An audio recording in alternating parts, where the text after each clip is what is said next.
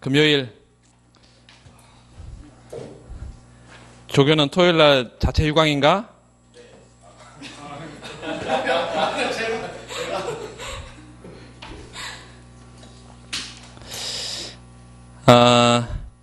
그 메뉴 비용 이론은 경기 변동 이론에서 우리가 메뉴 비용 이론은 누구의 주장이냐면 맨큐의 주장이에요. 맨큐의 메뉴 코스트 이론인데 세 케인 작파의 주장 중에 경기 변동 이론 중에 중요한 게 있는데 하나는 효율 임금 모형이라는 게 나중에 뒤에 노동시장 가서 배우고, 그 다음에 두 번째 여기도 이제 경기 변동 모형의 원래 뒤쪽에 있었던 거를 여기다 또 앞으로 갖다 놨는데요. 약간씩 이제 그 판이 바뀌면서 위치를 지금 왔다 갔다 좀 하는 것들이 좀 있긴 있는데, 여기에 이제 공급 곡선의 형태가 도출이 사실은 이제 거시경제 전체의 공급 곡선이에요. 지금 우리가 본 건 루카스 공급 곡선은 거시경제 전체 공급 곡선이잖아요.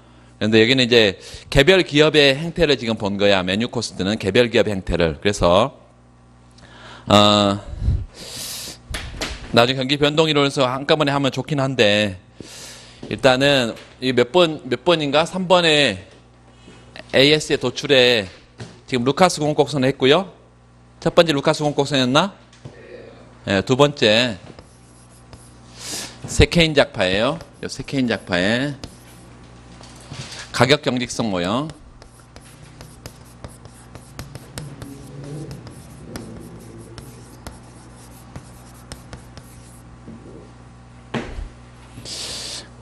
이 가격 경직성 모형의 우리가 기초를 한번 생각해 보면, 이 케인즈는 항상 케인즈 출발 자체가 아주 현실적인 상황에서 출발을 했기 때문에, 그 현실적인 상황이라는 것은 경기가 심각하게 침체 국면에서 이 고전학파가 문제를 해결하지 못할 때 케인즈가 나와서 이제 출발을 했고, 경기가 불황이면 항상 케인즈와 세케인즈 학파가 득세를 합니다. 그래서 시장의 어떤 충격도 항상 불황의 충격을 예로 들고, 또 시장도 완전 경쟁 시장을 가정하는 고전학파와는 달리 항상 현실적인 가정을 둬요.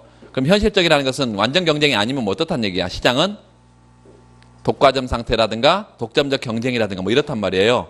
그래서 먼저 시장 구조가, 시장이 독점적 경쟁 시장을 가정합니다.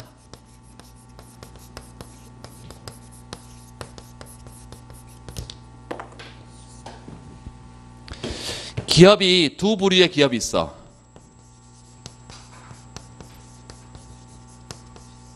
두 부류의 기업이 있는데, 이 두 부류의 기업이 어떤 기업들이냐면, 하나는 물가를 신축적으로, 시장의 충격에 따라서 물가를 신축적으로 조정하는 기업이 있는가 하면, 물가는 고정시켜 놓고, 물가는 변하지 않고 고정시켜 놓고 산출량으로 대응하는 그런 기업들이, 두 부류의 기업들이 있다라고 가정을 한다. 이게 두 가지가 가장 중요한 가정인데, 이런 가정하에서 경기 변동이 어떻게 나타나냐. 갑자기 지금 이게 나왔는데요. 이 총공급 곡선의 형태를 설명하기 위해서 지금 이거 갖다 놓은 거예요. 이건 원래는 경기 변동 모형이다. 요 PY 평면이에요. 물가하고 산출량. PY, 물가 산출량 평면에 Y를 지금 소문자로 쓰고 있는데 그냥 소문자로 쓸게요. 이 PY 평면에 수요 곡선이 이렇게 우하향해. 디맨드 커브가. 이제 변할 거니까 최초의 수요를 DJ로 하겠습니다. 수요 곡선이 우하향하다는 것은 이게 개별 기업 건데요. 요 개별 기업인데, 이 기업의 수요 곡선이 우하향한다는 것은 독점적 경쟁의 요 시장에서 독점의 요소에 해당한다. 독점의 요소. 시장 지배를 하는다 그랬어요. 시장 수요 자체를 뭘로? 자신의 수요로 인식한다. 그리고 경쟁의 요소는 뭐라 했어요? 이게 진입 탈퇴가 완전히 자유로운 거라 그랬죠. 미시경제학에서 독점적 경쟁을 봤죠. 이런 수요 곡선이면 절편각과 기울기 2배인 MR이 이렇게 도출되고, MR 제로. MC가 이렇게 생겼다고 하면,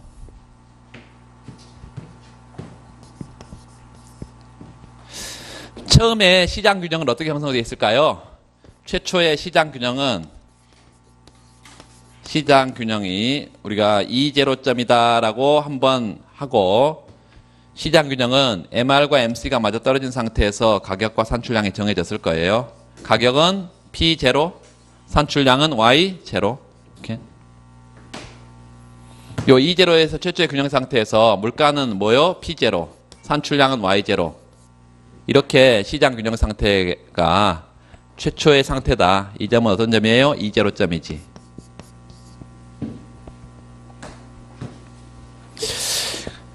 이런 상태에서 시장에 충격이 왔는데요. 어떤 충격이 왔냐면 총수요 감소 충격이 왔다.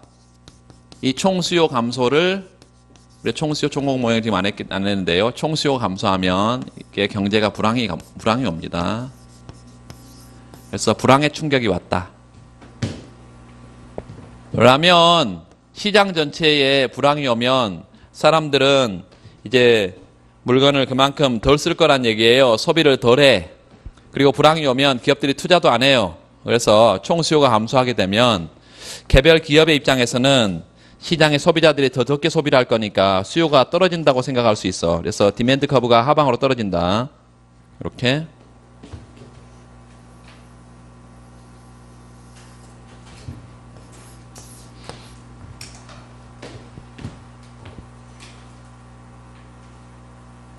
그러면 이 디맨드에 대한 또 MR을 그릴 수 있겠죠. 절편 갖고 기울기 2배인 MR을 이렇게.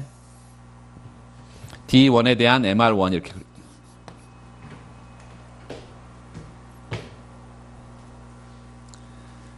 자, 그렇다면 시장의 총수요 감소에 따라서 새로운 시장 균형은 어떻게 될까요?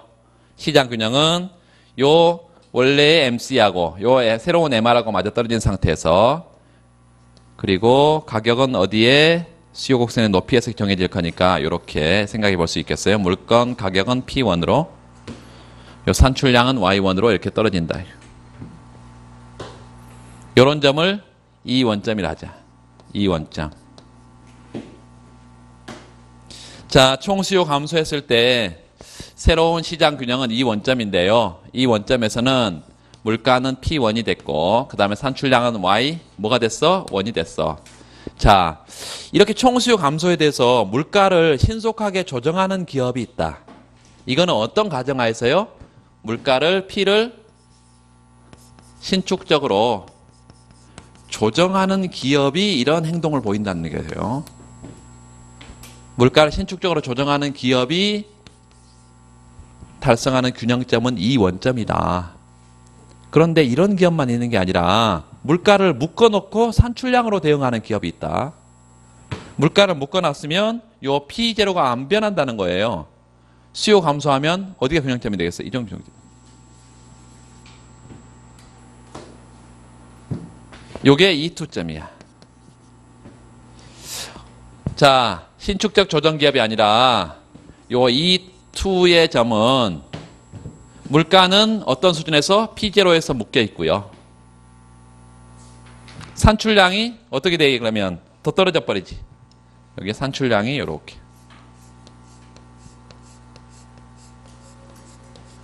Y2로 산출량이다. 총수요 감소를 물가는 전혀 조정하지 않고 산출량으로 조정해서 산출량이 Y2로 떨어져 버리는 이런 새로운 균형에 도달하는 기업은 어떤 기업이다? 물가 경직 유지 기업이다. 물가를 경직적으로 유지하는 기업이다.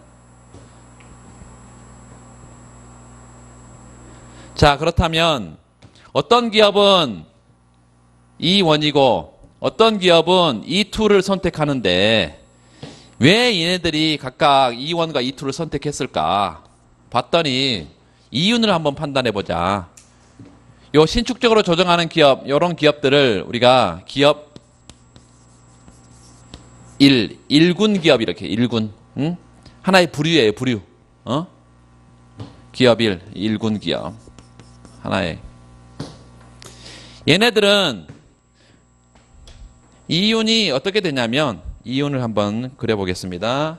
이윤은 파란색으로 한번 보면 원래 P1의 가격에 Y1만큼 시장에 내다 파니까 여기 전체가 뭐예요? TR이죠. 여기 전체가 TR이잖아.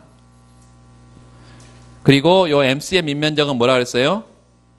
TVC인데 고정비용이 일단 없다 합시다. 고정비용이 일단 없다고 하면 요게 이윤이 돼요.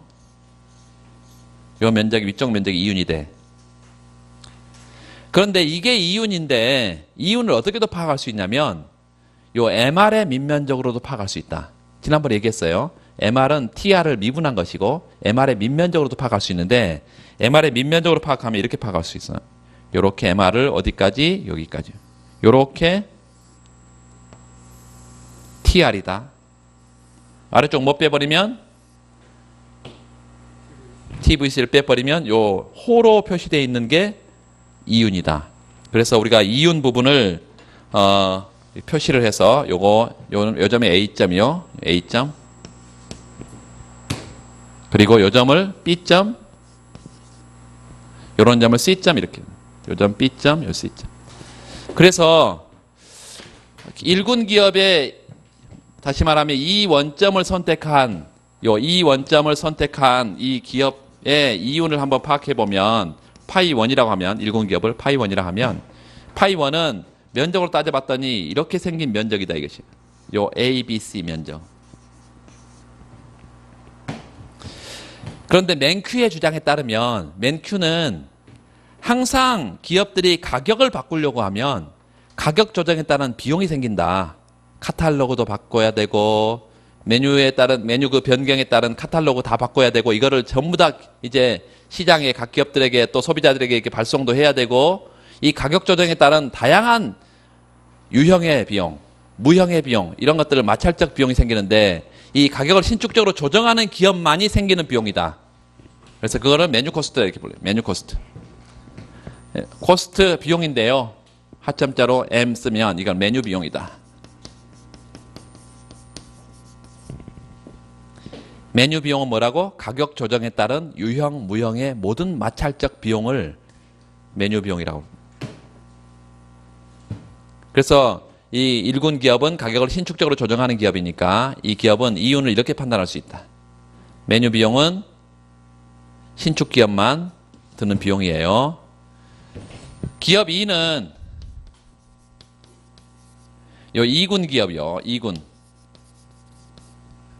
2군 기업은 시장 가격을 이 투점을 2군 기업은 이 투점을 선택하고 시장 가격을 묶어놓고요. 개별 기업의 가격을 묶어놓고 산출량 조정을 하는데 그때 이윤을 한번 생각해 봅시다. 파이2의 이윤은 어떻게 되냐면 색깔 있는 걸로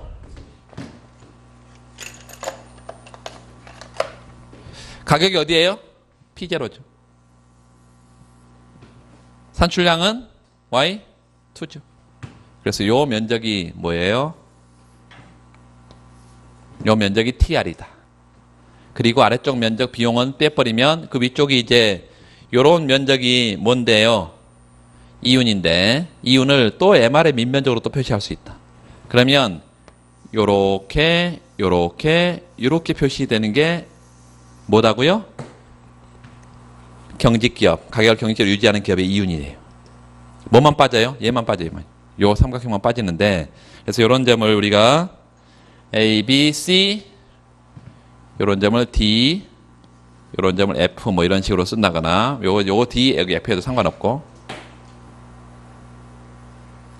그렇게 쓰면 얘네들의 이윤은 이렇게 생겼어요. 요렇게 생겼어. 요렇게 A 뭐요? A 뭐 D, E, F, C A, D, F, C 뭐 이런 식으로 A, C, F, D 뭐 이렇게 해도 되고 뭐 하여튼 요런 면적으로 나타났는데 얘는 메뉴 비용이 없죠. 당연히 가격을 조정하지 않으니까. 그래서 메뉴 비용이 없고 이 상태야.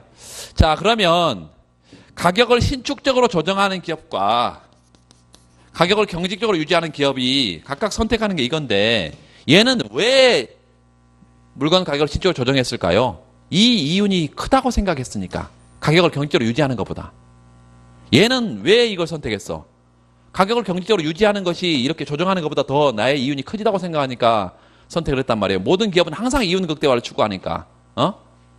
그래서 이 두 기업은 전부 다 최적화를 추구하고 있고 다시 말하면 이윤을 극대화하는 선택을 하고 있다는 거예요. 요거를 맨큐는 경기 변동이라 그러는데요.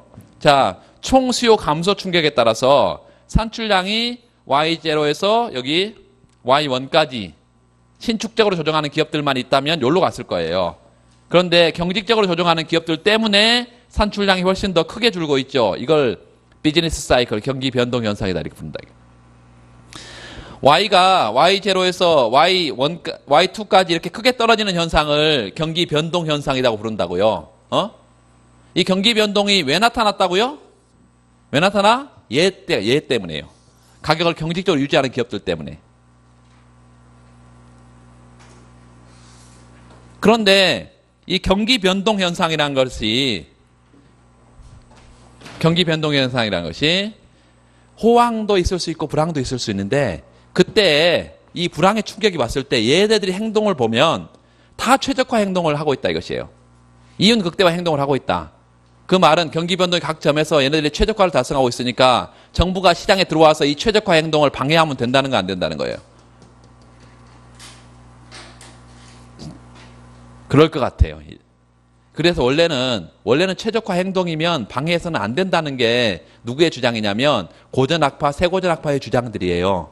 그런데 얘는 지금 일단은 최적화를 달성하고 있다는 것이 경기 변동의 각 점들이 나중에 보면 경기 변동 이론에 균형 경기 변동 이론이 있고 불균형 경기 변동 이론이 있습니다.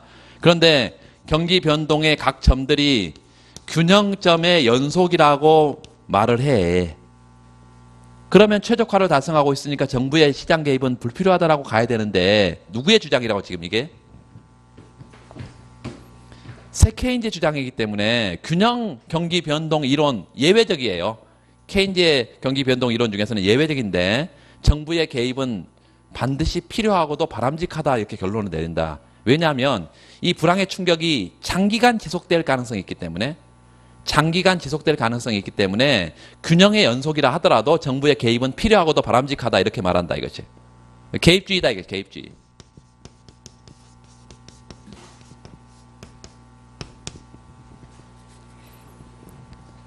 그러니까 이런 것들은 나중에 경기 변동 모형에서 다 이전판처럼 거기 놔뒀으면 훨씬 좋았을 텐데 앞으로 갑자기 갖다 놓으니까 우리가 총공곡선 도출하다가 갑자기 지금 경기 변동 얘기도 해야 되고 막 이런 상황이 생기는 거죠. 그런데 이제 이 새 케인즈 학파의 이 가격 경직성 모형을 설명하기 위해서 지금 갔는데 요거는 개별 기업의 행동이에요.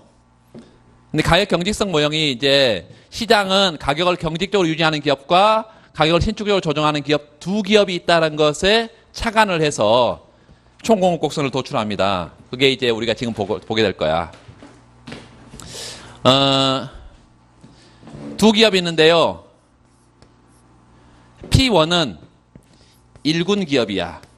요거 이제 기본 강의 사기에서는 굉장히 어려운 내용인데 일단 요거 이해하는 게 여러분 괜찮은 것 같아 표정들 보니까. 그래서 여기까지 가겠습니다. 시간도 5분 남았고. 이게 이해가 안 되면 버리면 되겠습니다. 이게 안 되면 나중에 1순환, 2순환한테 하면 돼. 자, 1군 기업은 물건 가격을 어떻게 정하냐면 요 P는요. 일반 물가예요. 일반 물가가 상승하게 되면 내 제품 가격도 올려. 신축적으로 조정하는 기업이니까. 1군 기업은 뭐라고? 신축적으로 물건 가격을 조정하는 기업이야. 또 이렇게 써봐요. Y-Y 스타. Y는 실제 산출량이고 Y 스타는 잠재 산출량이야. 실제 산출량과 잠재 산출량이 다르다는 것은 여러분 잠재 산출량보다 실제 산출량이 적다는 것은 실업이 존재하는 거예요. 잠재 산출량보다 실제 산출량이 더 뭐라면 많다면 인플레가 존재하는 경기 호황 국면이야. 그래서 경기가 불황이 되면 호황이 되거나 불황이 되면 이거를 반영해서 물건 가격을 조정하겠다 이거예요. 그러니까 신축적 조정 기업은 이 두 가지 상황이 발생하게 되면 나는 물건을 가격을 신축적으로 조정하겠다 이런 기업이고 어떤 기업이 있냐면 2군 기업이 있는데요.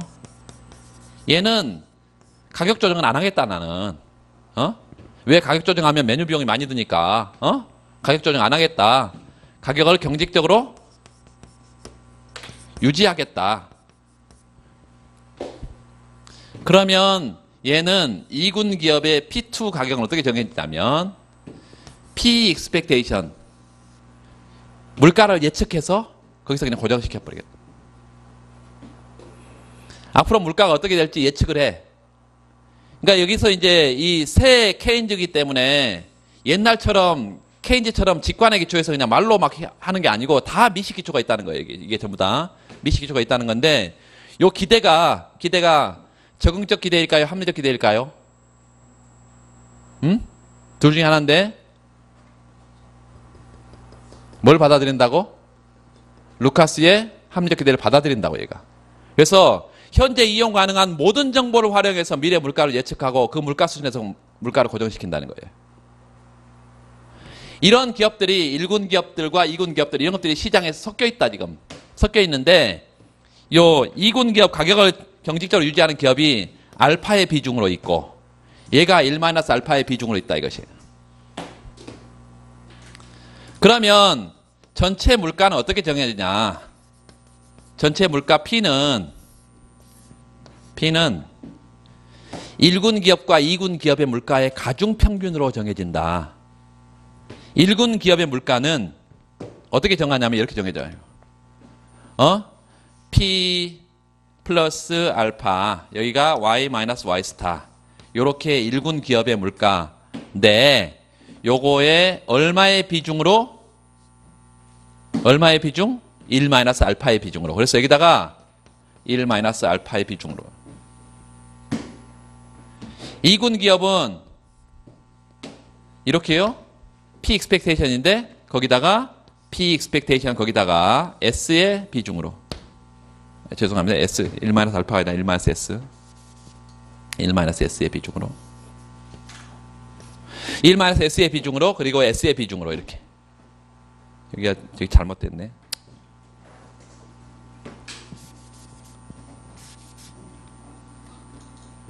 여기 1-S의 비중으로 여기는 그러니까 가격을 경직적으로 유지하는 기업은 S만큼 있고 여기는 1-S만큼 있다는 얘기예요.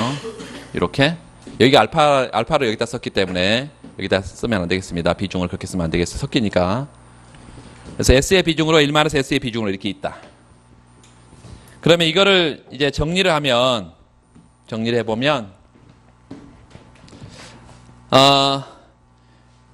한 번만 더 써보겠습니다. 요 P equal 여기 SP expectation 조금 더 쉽게 플러스 1-S 그리고 요 전체에 대해서 P 플러스 알파 1-알파 Y-Y 스타 Y-Y 스타 이렇게 쓸 수 있어. 요렇게 일일이 다 풀지 않고요. 여기 P가 있어요. 그리고 요거 풀면 P가 앞으로 튀어나오겠죠. 그리고 뭐가 있어? 마이너스 SP가 있어. 마이너스 SP가 이렇게. 여기 SP가 여기는 P 마이너스 SP 이렇게 나올 거 아니에요, 여기야? 그리고 뒤에 여기 알파 1-S에 Y-Y 스타 이런 게 있을 것이고 여기 좌우변에 P가 이렇게 있으니까 여기 소구가 됩니다. 그리고 요 P가 SP가 여기로 넘어가면 마이너스 SP가 플러스 SP가 되겠죠? 그 S로 전부 다 나누면요. 요 오른쪽 우측으로 보내면 이렇게 생겨. SP는 SP expectation 플러스 알파 1-S에 여기 Y-Y 이런 식으로 생겨요. 뭘로 나눠버리면 P로 나눠버리면 아니 S로 나눠버리면 이게 S로 나눠버리면 P equal P expectation 여기 플러스 여기가 알파 곱하기 S분의 1-S가 되고 여기가 Y-Y 스타 이렇게 돼. 요게 새 케인즈 학파의 가격 경직성 모형입니다. 요 PY 평면에 기울기가 이거가 돼요. 기울기가 이거 돼. 요게 기울기고 요게 수직축 요게 수평축 요 기울기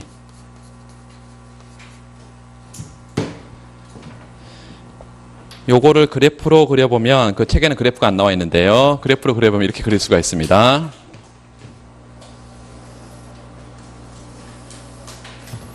PY 평면에. 요 기울기니까요. 요 기울기니까, 요게 S가 크면 클수록, 요 S요. S는 분모가 있잖아요. S가 크면 클수록 요 기울기 값은 전체는 작아지겠죠. S가 크면 클수록 기울기는 작아지니까 기울기가 가파르 이렇게 생겼다는 거예요? 아니면 수평으로 생겼다는 거야? 이렇게 완만해진다는 거죠. 완만해져.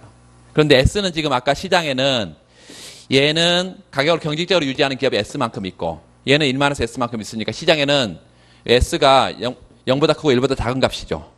그렇죠? 그래서 그런 경우는 AS가 이런 형태로 일단 우상향하는데요.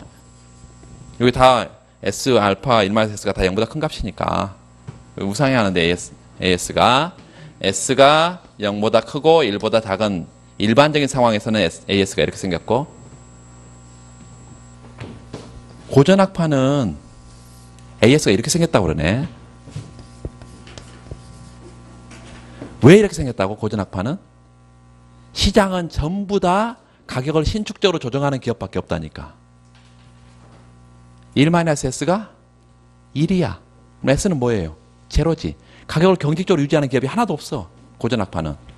그래서 S가 제로가 되면 AS가 수직인데 고전학파가 이런 생각을 하고 있고 케인즈는 극단적인 케인즈는 가격을 다 경직적으로 유지하는 기업들밖에 없어. 극단적인 케인즈는. 그래서 AS가 이렇게 생겼는 게 극단적인 케인즈예요. 극단적인 케인즈는 전부 다 가격을 경직적으로 유지하는 그런 기업들 S가 1이에요. 통상적으로는 어떻다? 통상적으로는 아까 처음에 가정의 출발이 S가 0보다 크고 1보다 작다. 시장은 가격을 신축적으로 조정하는 기업과 가격을 경직적으로 유지하는 기업들이 동시에 존재한다. 기업들이 이 두 부류의 기업들이 다 존재한다면 AS가 어떻게 생겼다고요? 이렇게 우상향하게 생겼다. 자, 그렇다면 잘 보세요. 이게 경기 변동 모형을 여기 갖다 놓은 이유는 이거예요. 총수요 곡선이 왜 이렇게 생겼냐? 앞으로 볼 거예요. AD가 이렇게 생겼어요. 거시경제 총수요 곡선이 이렇게 생겼는데 총수요가 만약에 저기처럼 불황의 충격이 와가지고 여기 요 불황의 충격이 와가지고 총수요가 감소한다면 AD가 좌측 갑니다. 이렇게. 나중에 다 할 거예요. AD가 좌측 가. 그러면 총수요 감소에도 불구하고 고전학파는 어떻게 생각했어? 고전학파는 물가가 신축적으로 조정돼가지고 산출량 변해 안 변해? 안 변해요. 그런데 우상향하는 이런 AS를 가정해 놓으면 이렇게 산출량이 줄잖아. 이런 A점에서 이렇게 고전학파는 1로 간다고 그러고요. 가격 경직적으로 신축적으로 조정하는 기업들이 둘 다 있는 상태라면 B'이 되면서 산출량이 줄지 이렇게 Y 잠재 산출량에서 Y1으로 이렇게 줄어. 또 시장이 전부 다 어떻다면 전부 다 케인즈가 생각하는 요 극단적인 케인즈가 생각하는 이런 상태라고 한다면 총수요 감소에 따라 산출량은 더 많이 줄지. 이렇게.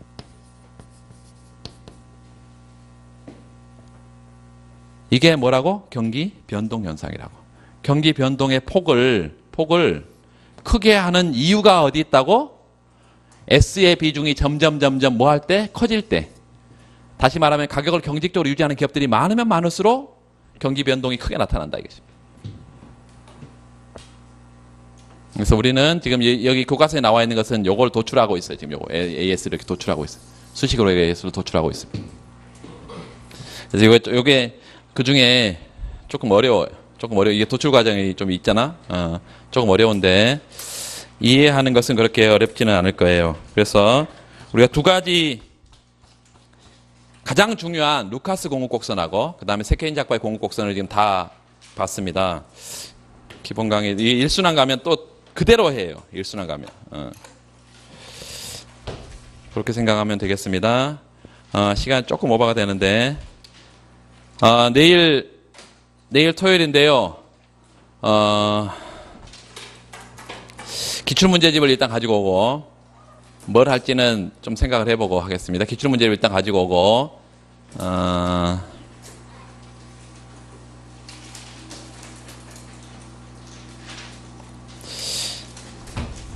시간은 뭐 주어진 시간 안에 해야 하고, 내일 거실을 1시간 할까?